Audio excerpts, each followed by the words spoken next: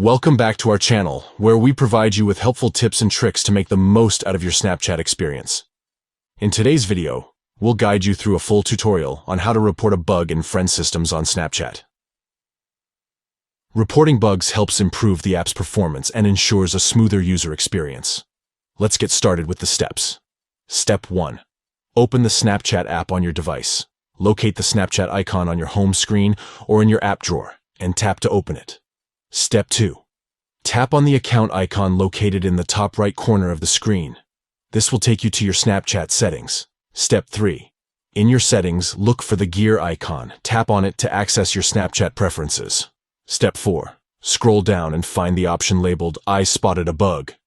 Tap on it to access the bug reporting feature. Step 5.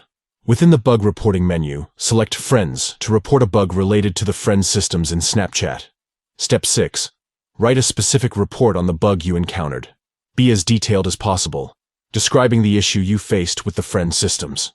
If necessary, you can add pictures to your report by tapping on Add Attachments and selecting the relevant images. By following these steps, you can effectively report a bug in the friend systems of Snapchat and contribute to improving the app's performance. Thank you for watching, and we'll see you in the next video.